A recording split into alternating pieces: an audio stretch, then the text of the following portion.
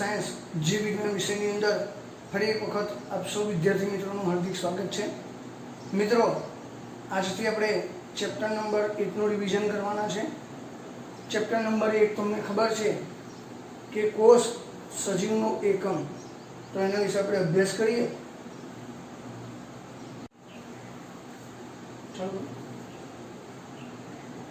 તો મિત્રો, આપ સૌ જાણો છો કે દરેક જે સજીવ છે એનો પાયાનો એકમ જે છે એ કોષ છે।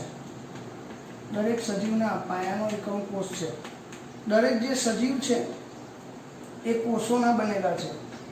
મૂળભૂત રીતે જોઈએ તો દરેક જે સજીવ છે એ કોષોના બનેલા છે। કોષ એ સજીવનો રચનાત્મક અને ક્રિયાત્મક એકમ છે। મિત્રો, કોષ જે છે તમને ખબર છે કે લેટિન ભાષા જે સેલ્યુલા છે એના પરથી ઉતરી આવેલો શબ્દ છે। હવે મિત્રો, કોષની સૌપ્રથમ જે શોધ છે એ એન્ટની વાન લ્યુવનહોક નામના વૈજ્ઞાનિકે કરી હતી। ત્યારબાદ કોષની અંદર જે મધ્ય ભાગ છે એને કોષ કેન્દ્ર કહેવાય, તો એવા કોષ કેન્દ્રની શોધ રોબર્ટ બ્રાઉન નામના વૈજ્ઞાનિકે કરી હતી। આપ સૌ મિત્રો જેમ જાણો છો એ મુજબ કોષ જે છે એ મૂળભૂત રીતે 3 ઘટકોનો બનેલો છે। સૌથી બહારનું જે સ્તર છે એને આપણે કોષરસ સ્તર કહીએ છીએ। મધ્ય ભાગ છે એને આપણે જીવરસ અથવા કોષરસ કહીએ છીએ, અને સૌથી જે કેન્દ્રસ્થ ભાગ છે એને કોષ કેન્દ્ર કહીએ છીએ। મિત્રો, આ એક સાદો કોષ છે। હવે જો એ લીલનો કોષ હોય અથવા ફૂગનો કોષ હોય અથવા વનસ્પતિનો કોષ હોય તો એની ફરતે કોષ દિવાલ પણ આવેલી હોય છે। તો આ રીતે મૂળભૂત રીતે જોઈએ તો કોષ 3 વસ્તુનો બનેલો છે: કોષ કેન્દ્ર, કોષરસ અને કોષરસ સ્તર અથવા કોષરસ પટલ। બરાબર છે। હવે મિત્રો, સજીવોમાં કોષની સંખ્યાને આધારે સજીવોના કુલ 2 પ્રકાર પાડવામાં આવે છે। એક છે એકકોષી સજીવો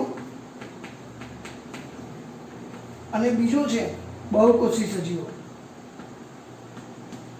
હવે એકકોષી સજીવો એટલે શું?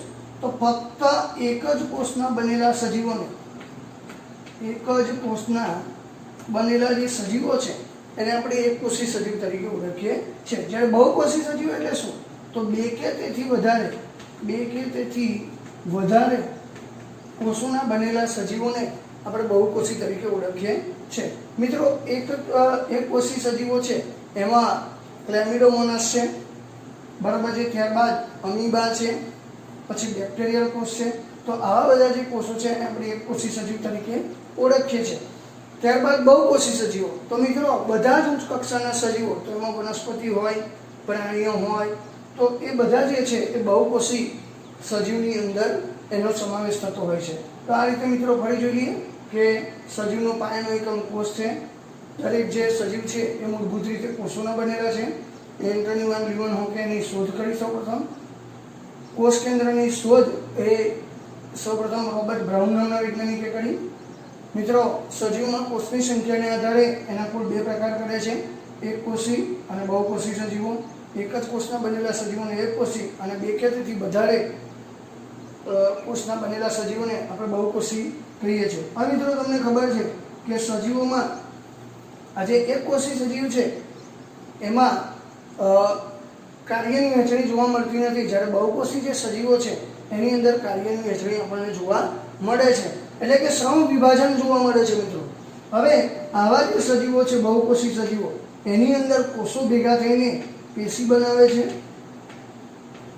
પેશી ભેગી થઈને અંગ બનાવે છે, અંગ ભેગા થઈને અંગતંત્ર બનાવે છે, અને અંગતંત્ર ભેગા થઈને જટિલ દેહનું નિર્માણ કરે છે। તો મિત્રો, આ રીતે જે સજીવના દેહનું નિર્માણ થાય છે તો એનો ક્રમ યાદ રાખી લઈએ ખાસ।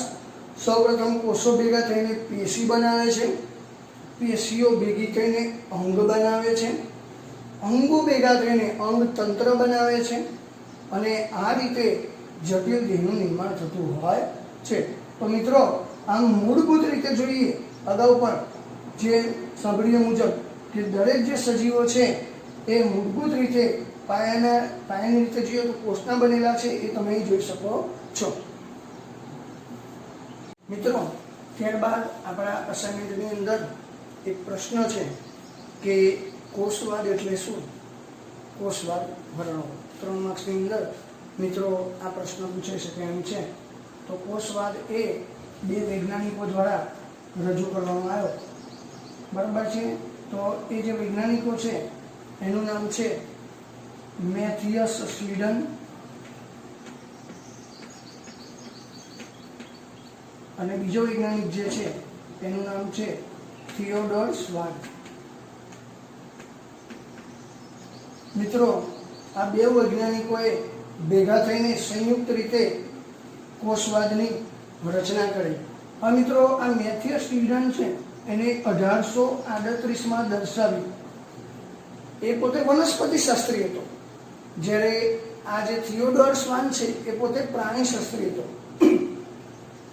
તો એણે જે વનસ્પતિના વિવિધ કોષોનો અભ્યાસ કર્યો,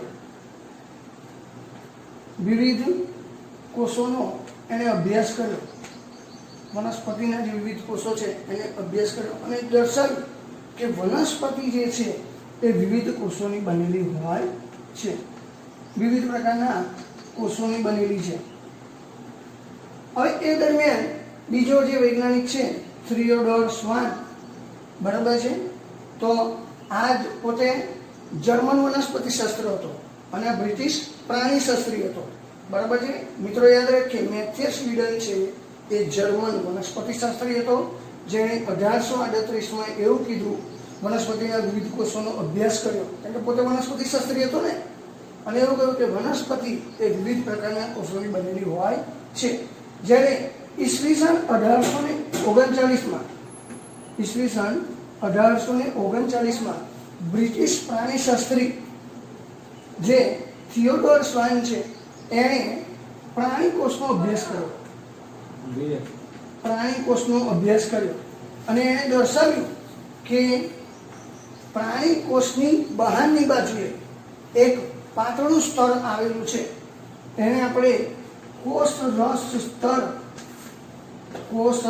સ્તર અથવા એને આપણે કોષ રસ પટલ તરીકે ઓળખીએ છે. મિત્રો ફરીથી થિયોડોર સ્વાને શું કહ્યું? 1839માં એક પોતે પ્રાણીશાસ્ત્રી હતો, એને પ્રાણી કોષનો અભ્યાસ કર્યો. ઓબ્વિયસલી જે ફિલ્ડના હોય એનો જ અભ્યાસ કરે, બરાબર. અને એને દર્શાવ્યું કે પ્રાણી કોષની બહારની બાજુએ એક પાતળું સ્તર આવેલું છે, જેને આપણે કોષ રસ સ્તર અથવા કોષ રસ પટલ તરીકે ઓળખીએ છે.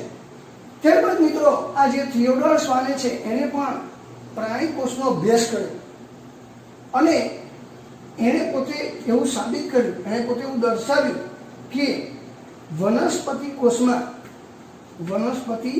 કોષમાં એના કોષની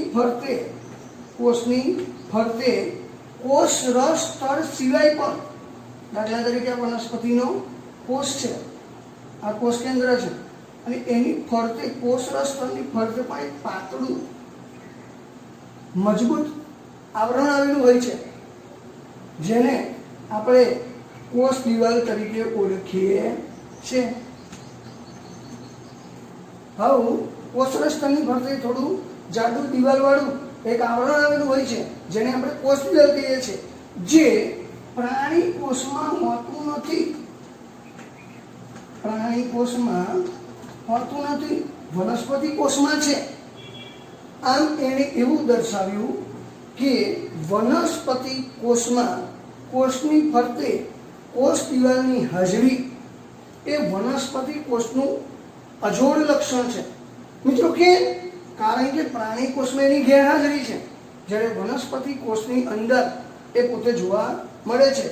ત્યારબાદ મિત્રો બંને આ જે વૈજ્ઞાનિકો છે એમણે સંયુક્ત રીતે કોષવાદ રજૂ કર્યો, બરાબર છે. હવે એ કોષવાદના મુદ્દા છે એ કયા કયા છે તો આપણે એ જોઈએ. તો મિત્રો એમણે જે કોષવાદ આપ્યો એના 2 મુદ્દા છે કે એમણે પહેલા કહ્યું કે દરેક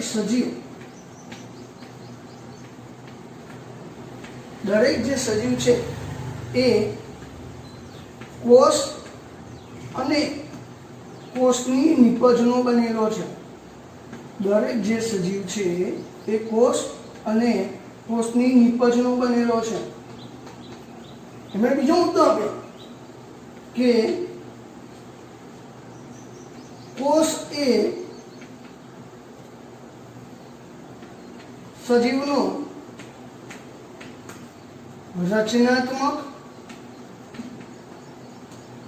અને ક્રિયાત્મક એકમ છે.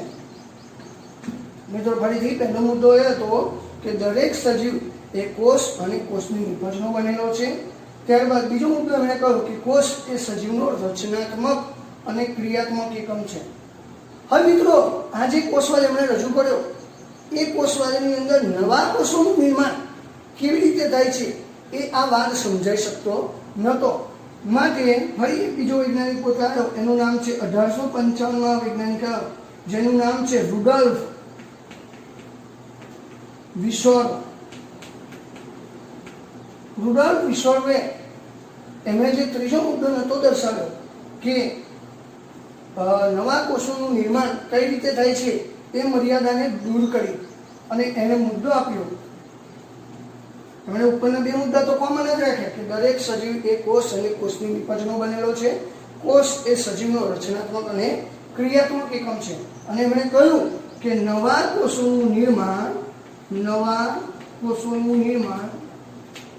પૂર્વ અસ્તિત્વ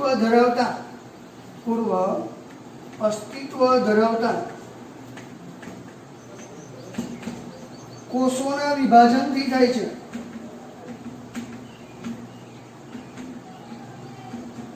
એટલે કે મિત્રો આ પહેલો એક કોષ હોય એનું વિભાજન થાય અને બે કોષ બને તો આ રીતે બે નવા કોષો બને છે. તો આવું કોણે દર્શાવ્યું? ઈસવીસન 1855માં રુડોલ્ફ વિશોરે કીધું કે નવા કોષોનું જે નિર્માણ છે એ પૂર્વ અસ્તિત્વ ધરાવતા કોષોના વિભાજનથી થાય છે. તો મિત્રો આપણી ક્વેશ્ચન બેંકની અંદર આ ક્વેશ્ચન છે તો ખાસ યાદ રાખવું અને આ રીતે કોષવાદ વિશે માહિતી આપવી. એકદમ સરળ પ્રશ્ન છે, 3 માર્ક્સની અંદર પૂછાય એવો પ્રશ્ન છે. ત્યારબાદ જે ટોપિક છે એનું નામ છે કોષનું વિહંગાવલોકન.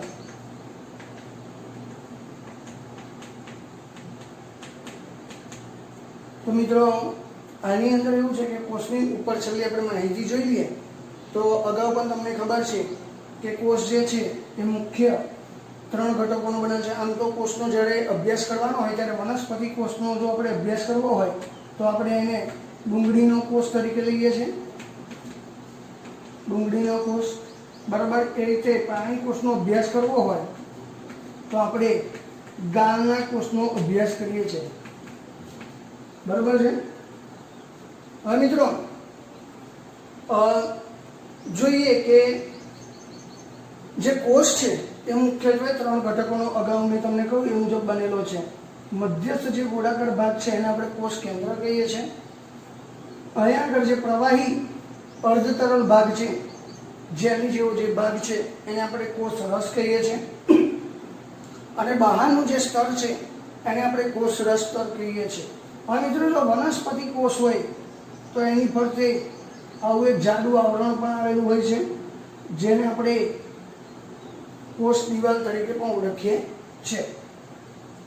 તો આ રીતે મિત્રો તમે વનસ્પતિ કોષ કે પ્રાણી કોષનો આપણે અભ્યાસ કરવો હોય તો ડુંગળીનો કોષ લેવાનો, ડુંગળીને ઝડપથી ફાડવાની અને પાતળું જે સ્થળ છે એને આપણે સેપરેટિંગ કે એવા કોઈ અભિરંજિત કરીએ તો આપણે એ જોઈ શકીએ છીએ. રીતે ગાળના કોષને પણ એને અભિરંજિત કરવાનો હોતો નથી. તો મિત્રો જોઈએ કે આ રીતે મૂળભૂત 3 ઘટકોનો બનેલો છે. હવે જે કોષ દિવાલ છે એ વનસ્પતિ કોષ, ફૂગનો કોષ બરાબર છે અને લીલમાં કોષમાં જોવા મળે છે. બાકી મૂળભૂત રીતે જોવા જઈએ તો મુખ્ય 3 જ ભાગો છે. કયા? એક છે મધ્યસ્થ ભાગ કોષ કેન્દ્ર, જેલી જેવો જે ભાગ છે એને કોષ રસ કહીએ છીએ. અને સૌથી બહારનો જે ભાગ છે એને આપણે કોષ રસ સ્તર તરીકે ઓળખીએ છીએ. આ મિત્રો જોઈએ અત્યારે હું આ કોષ દિવાલ કરી નાખું છું કારણ કે આપણે ફક્ત એનું વિહંગાવલોકન કરવાનું છે એટલા માટે. બરાબર છે. તો મિત્રો આપણે શરૂઆત કરીએ તો જે બહારનું જે સ્તર છે એને કોષ રસ સ્તર કહીએ છીએ. કોષ રસ સ્તર એ જે દ્રવ્યોની આપલેમાં બહુ જ મહત્વનો ભાગ ભજવે છે. જે મિત્રો જરૂરી દ્રવ્યો હોય એવા દ્રવ્યોને અંદર પ્રવેશવા દે છે, બાકીના દ્રવ્યોને પ્રવેશવા દેતું નથી, બરાબર. એટલે એવું કહી શકીએ કે પોતે અર્ધ પ્રવેશીલ પ્રકૃતિ પોતે ધરાવતું હોય છે. ત્યારબાદ જે આ કોષ રસ જે ભાગ છે તો એ જાલી જેવો ભાગ છે, બરાબર. છે કોષ રસ જે છે એ જાલી જેવો ભાગ છે, જેમાં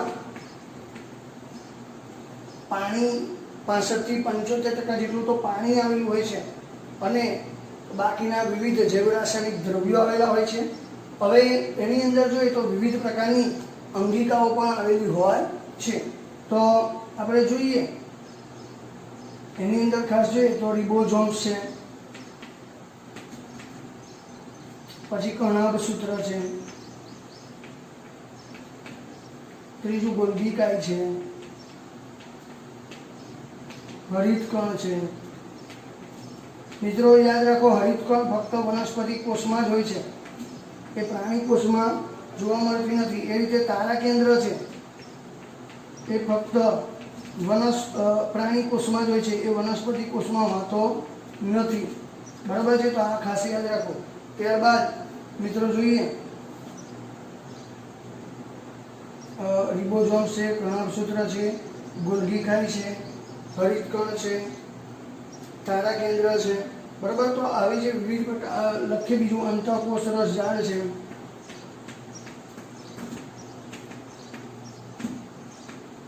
પછી લખીએ કે રસધની છે. તો આવી જે વિવિધ અંગિકાઓ એ આપણને આવેલી જોવા મળતી હોય છે, બરાબર છે. તો આ જે વાત થઈ એ બીજા નંબરનું જે સ્તર છે જેને આપણે કોષ રસ તરીકે ઓળખીએ છીએ, તો એ છે મિત્રો. અને હવે મિત્રો છે અંદરનો જે ભાગ છે એની વાત કરીએ તો સૌથી અંદરનો જે ભાગ છે એને આપણે કોષ કેન્દ્ર તરીકે ઓળખીએ છીએ. તો કોષ કેન્દ્ર છે એ મધ્યસ્થ અથવા કેન્દ્રસ્થ ભાગ છે, જેની અંદર આપણે જોઈએ કે આનુવંશિક દ્રવ્ય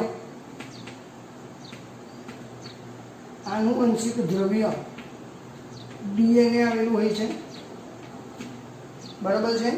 હવે આ જે ડીએનએ છે એ રંગસૂત્ર પર આવેલું હોય છે, કારણ કે કોષ કેન્દ્રની અંદર મિત્રો તંતુમય રચના હાજર હોય છે, બરાબર છે. અને તંતુમય રચનાની અંદર આ ડીએનએ આવેલું હોય છે. ડીએનએ આનુવંશિક દ્રવ્ય એટલે કે જે માતા પિતાના લક્ષણો છે એ એના પિતૃમાં આવે એને આપણે આનુવંશિક દ્રવ્ય કહીએ છીએ. તો એના માટે ડીએનએ જવાબદાર છે, બરાબર છે. તો આ જે ડીએનએ છે એ રંગસૂત્ર પર આવેલું હોય છે, તો એ પણ આનુવંશિક દ્રવ્ય તરીકે વર્તે છે. હવે મિત્રો જોઈએ કે આ કોષ કેન્દ્ર છે એની ફરતે પણ એક આવરણ આવેલું છે, કોષ કેન્દ્રની ફરતે, જેને આપણે કોષ કેન્દ્ર પટલ તરીકે ઓળખીએ છીએ. હવે મિત્રો યાદ રાખજો કે સજીવોમાં જે બધા આપણે કોષો છે એની અંદર આપણે અભ્યાસ કર્યો તો જે આપણે સજીવોની અંદર કોષ સુવિકસિત કોષ કેન્દ્ર અને પટલમય અંગિકાઓની હાજરી અને ગેરહાજરીને આધારે જે કોષના આપણે બે પ્રકાર પાડીએ છીએ. એમાં પહેલું છે આદિ કોષ કેન્દ્રી અથવા એને આપણે પ્રોકેરિયોટિક પણ કહીએ છીએ. તો મિત્રો આદિ કોષ કેન્દ્રી કોષ કોને કહેવાય? તો જે કોષમાં, ફરીથી મિત્રો સાંભળજો, જે કોષમાં સુવિકસિત કોષ કેન્દ્ર ન હોય, એટલે કે કોષ કેન્દ્ર કેવું હોય, પ્રાથમિક કક્ષાનું હોય. જે કોષમાં સુવિકસિત કોષ કેન્દ્ર ન હોય, કોષ કેન્દ્ર પટલ પણ ન હોય, બરાબર, અને પટલમય અંગિકાઓની ગેરહાજરી હોય, એટલે સુવિકસિત કોષ કેન્દ્ર પટલ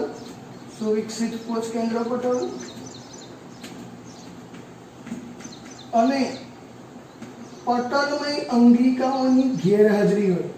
પટલમય જે અંગિકા છે એની ગેરહાજરી હોય તો એવા કોષને આપણે પ્રોકેરિયોટિક અથવા આદિ કોષ કેન્દ્રી કોષ તરીકે ઓળખીએ છીએ. તો મિત્રો આવો જે કોષ છે એ કયો કોષ છે? તો એક જ કોષ છે મિત્રો, બેક્ટેરિયાનો કોષ. બેક્ટેરિયલ કોષને આપણે આદિ કોષ કેન્દ્રી કોષ તરીકે ઓળખીએ છીએ. મિત્રો તમને ખબર છે કે બેક્ટેરિયલ કોષો એક આ પ્રકારનો હોય છે, બરાબર છે. એની ફરતે કોષ દિવાલ હોય છે અને આવી પૂંછડી જેવી રચના હોય છે, ક્યારેક આવી પક્ષમાં જેવી પણ રચના એની અંદર હાજર હોય છે.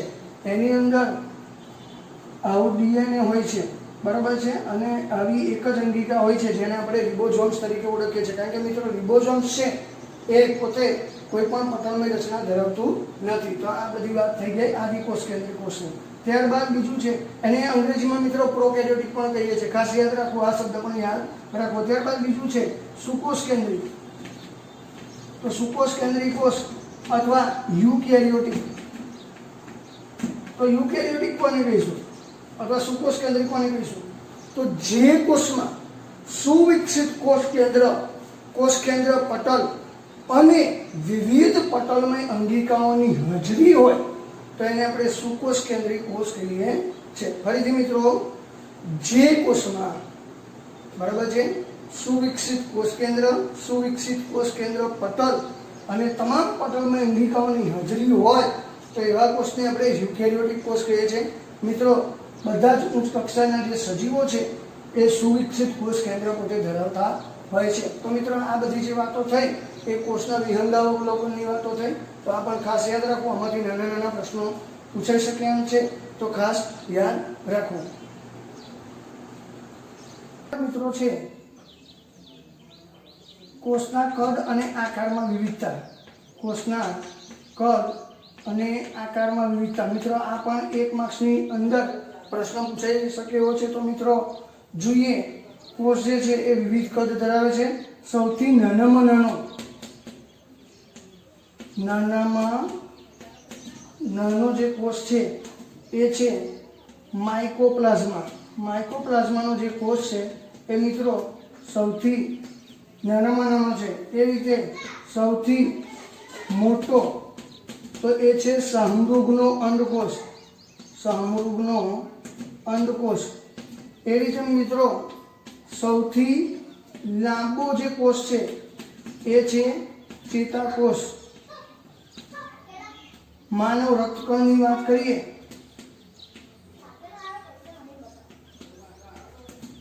તો એ 70 માઇક્રોમીટર જેટલો વ્યાસ ધરાવતો હોય છે. મિત્રો, આકારની વાત કરીએ તો ગોળાકાર, અંડાકાર, દંડાકાર, ત્રાકાકાર, સર્પાકાર, સ્તંભાકાર, તો આવા વિવિધ આકારના કોષો આપણને જોવા મળે છે.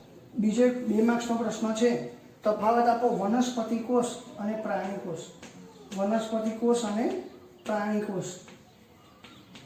તો મિત્રો એકદમ સરળ છે અને આવડે એવો પ્રશ્ન છે. તો પહેલો મુદ્દો લખવાનો કે વનસ્પતિ કોષમાં કોષ દિવાલની હાજરી જોવા મળે છે, જ્યારે પ્રાણી કોષમાં કોષ દિવાલ જોવા મળતી નથી. બીજો મુદ્દો લખવાનો કે વનસ્પતિ કોષમાં રસધાની મોટી હોય છે, જ્યારે પ્રાણી કોષમાં રસધાની નાની હોય છે. ત્યારબાદ લખવાનું કે વનસ્પતિ કોષ એ હરિતકણ ધરાવે છે, જ્યારે પ્રાણી કોષ એ હરિતકણ ધરાવતા નથી. ત્યારબાદ લખવાનું કે વનસ્પતિ કોષમાં તારા કેન્દ્ર આવેલું નથી, જ્યારે પ્રાણી કોષમાં તારા કેન્દ્ર આવેલું હોય છે. તો મિત્રો, આવા 4 મુદ્દા લખીને પછી આપણે ઉદાહરણ આપી દેવાનું. દાખલા તરીકે કોઈ બી વનસ્પતિ કોષ લઈ લેવાનું, બરાબર. દાખલા તરીકે લીલનો કોષ, અથવા કોઈ બી તમે વનસ્પતિ જે જાણતા હોય, ડુંગળીનો કોષ, એ પણ તમે લખી શકો છો. એવું ના લખી દેવાનું, આ બાજુ લખવાનું. દાખલા તરીકે પ્રાણીઓના જે કોષ છે આમાં ગાળનો કોષ. તો આ રીતે મિત્રો 2 માર્ક્સની અંદર સિમ્પલ આવો પ્રશ્ન પૂછાય તો આ રીતે જે મુખ્ય જે મુદ્દા છે એ લખવાના. કોષ દિવાલની હાજરી હોય છે, એક બાજુ કોષ દિવાલની ગેરહાજરી, અહીં રસધાની મોટી, આ બાજુ રસધાની નાની, હરિતકણ જોવા મળે છે, આ બાજુ હરિતકણ જોવા મળતા નથી, તારા કેન્દ્રની ગેરહાજરી હોય છે, તારા કેન્દ્રો હાજર હોય છે, લીલ અને ડુંગળીનો કોષ, પેલી બાજુ ગાળનો કોષ. તો આ રીતે મિત્રો યાદ રાખવાનો આપણે પ્રયત્ન. ત્યારબાદ મિત્રો 3 માર્ક્સનો બીજો પણ એક પ્રશ્ન છે, ફ્લુઇડ મોઝેઇક મોડેલ વર્ણવો. મિત્રો, આ પ્રશ્ન IMP નંબર 1 છે. ઘણી બધી વખત પરીક્ષામાં ભૂતકાળમાં પણ પૂછાઈ ગયો છે અને હજુ પણ પૂછાવાની શક્યતા ધરાવતો આ પ્રશ્ન છે. તો મિત્રો, ઇલેક્ટ્રોન માઇક્રોસ્કોપની શોધ થયા પછી કોષ રસ સ્તર, કોષ રસ સ્તર અંગેની જાણકારી પ્રાપ્ત થઈ આપણને કે એ કેવી ગોઠવણી ધરાવે છે. મિત્રો આપ સૌ જાણો છો કે કોષ રસ સ્તર એ કોષની સૌથી બહારનું સ્તર છે. તો એની ગોઠવણીને સમજાવતા ઘણા બધા મોડેલો રજૂ થાય, પરંતુ એને સૌથી સ્વીકૃત અથવા સૌથી પ્રાપ્ય હોય અને બધા દ્વારા સ્વીકૃત હોય એવું એક જ મોડેલ છે જેને આપણે ફ્લુઇડ મોઝેક મોડેલ તરીકે ઓળખીએ છીએ. ત્યારબાદ મિત્રો જે આ માઇક્રોસ્કોપની શોધ થઈ એ દરમિયાન જે મનુષ્યના રક્તકણ છે, મનુષ્યનો જે રક્તકણ છે એના કોષરસ સ્તરની વિસ્તૃત સંરચના પ્રાપ્ત થઈ કે કેવી ગોઠવણી ધરાવે છે. અને એના આધારે ઈસવીસન 1972માં ઈસવીસન 1972માં બે જે વૈજ્ઞાનિક છે સિંગર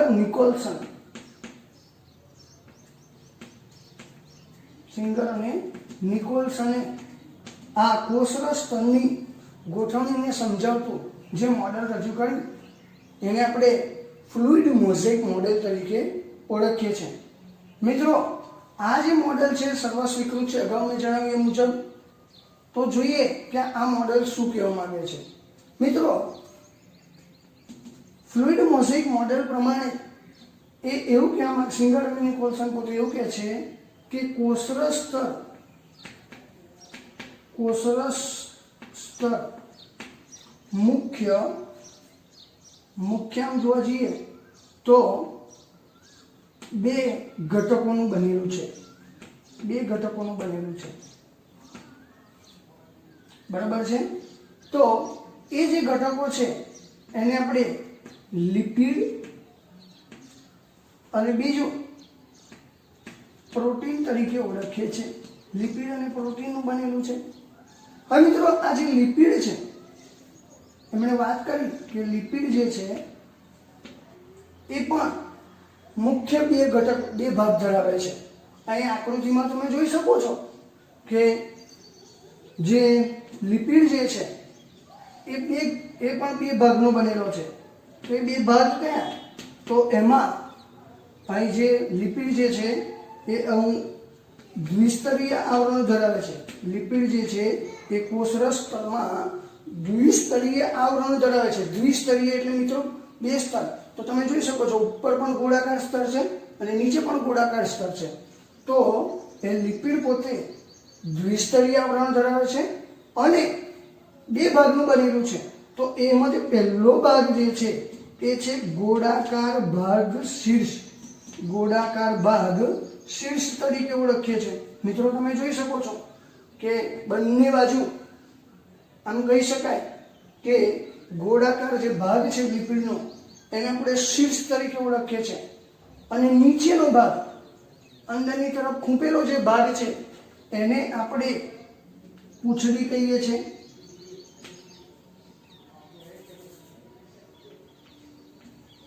ધ્રુવીય ભાગ એને આપણે પૂંછડી તરીકે ઓળખીએ છીએ. તો બે ભાગ છે, ગોળાકાર ભાગ શીર્ષ અને ધ્રુવીય ભાગ પૂંછડી. તો મિત્રો એ પોતે એવું કહેવા માંગે છે કે આ બે ઘટકોનો બનેલો છે.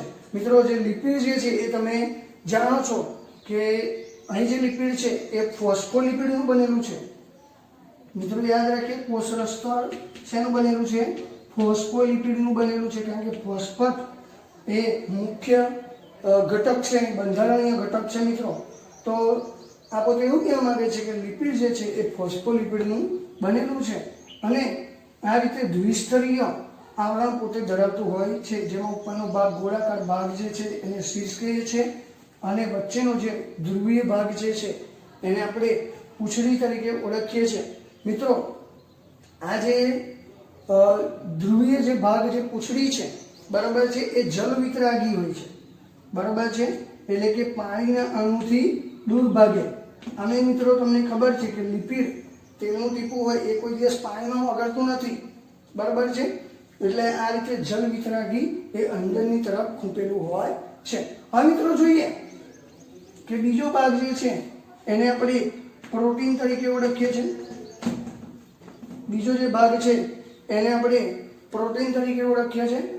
હવે મિત્રો આ હમણાં પોતે દર્શાવ્યું કે જે પ્રોટીન છે એ પણ આમ તો શરૂઆતમાં એની કોઈ ખ્યાલ નહોતો આવ્યો, પરંતુ જૈવ રાસાયણિક સંશોધનો દ્વારા ખબર પડી કે કોષરસ સ્તરની અંદર પ્રોટીન પણ ભાગ ભજવે છે. તો આ જે પ્રોટીનની ગોઠવણી છે એ મિત્રો કોષરસ સ્તરમાં ઠેક ઠેકાણે જોવા મળે છે. તમે જોઈ શકો છો 2 પ્રોટીન આપણે દર્શાવ્યા છે, બરાબર છે. હવે આ જે કોષરસ સ્તર હોય છે મિત્રો, એની અંદર જુદા જુદા કોષમાં જુદા જુદા કોષરસ સ્તરમાં આ લિપિડ અને પ્રોટીનનું પ્રમાણ જુદું જુદું હોય છે. જેમ કે મિત્રો માનવ રક્તકણની વાત કરીએ તો એની અંદર જે 40% ભાગ એ લિપિડ છે અને 52% જે ભાગ છે એ પ્રોટીનનો બનેલો હોય છે. તો આ રીતે જેમ જેમ કોષ અલગ અલગ હોય છે એમ એમ એનું પ્રમાણ પણ અલગ અલગ જોવા મળતું હોય છે. આ મિત્રો જોઈએ કે જે આ પ્રોટીન છે એની ગોઠવણી પણ 2 રીતે થયેલી હોય છે. તો એમાં જે પહેલો ભાગ છે એને આપણે પરિઘીય પ્રોટીન કહીએ છીએ અને બીજો જે ભાગ છે એને આપણે અંતર્ગત પ્રોટીન તરીકે ઓળખીએ છીએ. મિત્રો જે પરિઘીય બરાબર પ્રોટીન છે એને આપણે બહિર્ગત પ્રોટીન પણ કહીએ છીએ, કારણ કે કોષરસ સ્તરમાં તમે જુઓ થોડી બહારની સાઈડે છે. અહીં જોઈ શકો છો તમે કે આ કોષરસ સ્તર જે છે એની બહારની સાઈડે આ બહિર્ગત પ્રોટીન અથવા પરિઘીય પ્રોટીન આવેલું હોય છે. જ્યારે પટલની અંદરની તરફ જે ખૂંપેલું હોય છે, પટલની અંદરની બાજુએ જે ખૂંપેલું હોય છે એને આપણે અંતર્ગત પ્રોટીન કહીએ છીએ. મિત્રો શું કહીએ છીએ? અંતર્ગત પ્રોટીન કહીએ છીએ. તો આ રીતે મિત્રો ખાસ યાદ રાખવું. ફરીથી આખું ફ્લુઇડ મોઝેક મોડેલ જોઈએ તો કોષરસ સ્તરને સમજાવતા ઘણા બધા મોડેલ રજૂ થયા, પરંતુ સૌથી સ્વીકૃત જે મોડેલ છે એ ફ્લુઇડ મોઝેક મોડેલ છે. તો ઇલેક્ટ્રોન માઇક્રોસ્કોપની શોધ થયા પછી ઈસવીસન 1950માં ઇલેક્ટ્રોન માઇક્રોસ્કોપની શોધ થયા પછી કોષરસ સ્તરના બરાબર જૈવ રાસાયણિક ઘટક વિશે માહિતી મેળવવામાં આવી, બરાબર. અને એ દરમિયાન મનુષ્યનો જે રક્તકણ છે એના કોષરસ સ્તરની આપણને જે સૂક્ષ્મ રચના પ્રાપ્ત થઈ. ઈસવીસન 1972માં આ જે કોષરસ સ્તરને સમજાવતા ઘણા બધા મોડેલો રજૂ થયા, પરંતુ 1972માં સિંગર અને નિકોલ્સને જે મોડેલ રજૂ કર્યું એને આપણે ફ્લુઇડ મોઝેક મોડેલ કે જે સૌથી સ્વીકૃત છે. એના મત મુજબ જે કોષરસ સ્તર છે એ મુખ્ય 2 ઘટકનું બનેલું છે, એક છે લિપિડ અને બીજું છે પ્રોટીન. જે લિપિડ પણ તમને ખબર છે કે એ દ્વિસ્તરીય આવરણ ધરાવે છે અને મુખ્ય 2 ઘટકનું બનેલું છે, જેમાં ઉપરનો જે ગોળાકાર ભાગ છે બંને બાજુ એને આપણે શીર્ષ કહીએ છીએ અને નીચેનો જે ભાગ જે છે એને આપણે ધ્રુવીય ભાગ પૂંછડી તરીકે ઓળખીએ છીએ, જે જલ વિતરગી છે. અને મિત્રો લિપિડની અંદર મુખ્ય જે ઘટક છે એ ફોસ્ફોલિપિડનો બનેલો છે. મિત્રો તમે જાણો છો એ મુજબ લિપિડ જે છે એ સંતૃપ્ત હાઇડ્રોકાર્બનનો બનેલો હોય છે. પ્રોટીનની વાત કરીએ તો મિત્રો જૈવ રાસાયણિક સંશોધનો દ્વારા એ પણ ખબર પડી છે કે કોષરસ સ્તરની અંદર આ પ્રોટીન પણ આવેલું હોય છે અને જુદા જુદા કોષોની અંદર એનું પ્રમાણ જુદું જુદું હોય છે. જેમ કે મેં તમને કહ્યું એ મુજબ માનવ રક્તકણની અંદર એનું જે પ્રોટીનનું પ્રમાણ છે 52% અને જે લિપિડનું પ્રમાણ છે 40% આવેલું હોય છે. હવે કોષરસ સ્તરમાં આ જે પ્રોટીન છે એ પણ 2 વિભાગમાં ગોઠવાયેલું હોય છે. એમાં જે બહારની સપાટી પર ગોઠવાયેલું હોય છે એને આપણે પરિઘીય પ્રોટીન અથવા બહિર્ગત પ્રોટીન કહીએ છીએ, જ્યારે અંદરની ભાગે ખૂંપેલું છે એને આપણે અંતર્ગત પ્રોટીન તરીકે પણ ઓળખીએ છીએ. તો આ રીતે મિત્રો ખાસ તૈયાર કરવું, પરીક્ષામાં 100% પૂછાય એવો પ્રશ્ન છે, જેને આપણે ફ્લુઇડ મોઝેક મોડેલ તરીકે ઓળખીએ છીએ.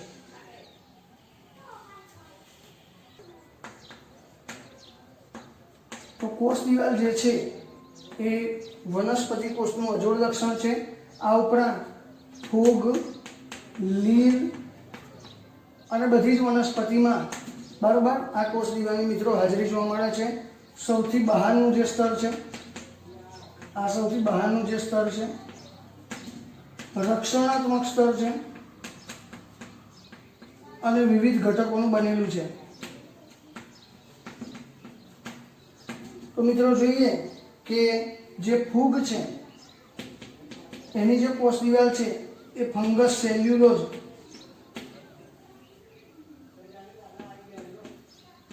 અથવા કાઇટિનની બનેલી હોય છે. જ્યારે લીલની વાત કરીએ તો સેલ્યુલોઝ, ગેલેક્ટન્સ, મેનોઝ અને કેલ્શિયમની બનેલી છે. મિત્રો ફરીથી સેલ્યુલોઝ, ગેલેક્ટન્સ, મેનોઝ અને કેલ્શિયમની બનેલી છે. મિત્રો આપણે એક માર્ક્સનો પ્રશ્ન છે કે લીલની કોષ દિવાલ શેની બને છે, તો મિત્રો ફૂગની પણ પૂછે તો પણ આવડવું જોઈએ. અને દરેક વનસ્પતિની વાત કરીએ તો એ સેલ્યુલોઝ,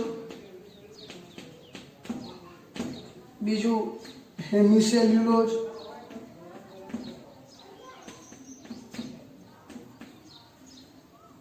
પછી પેક્ટિન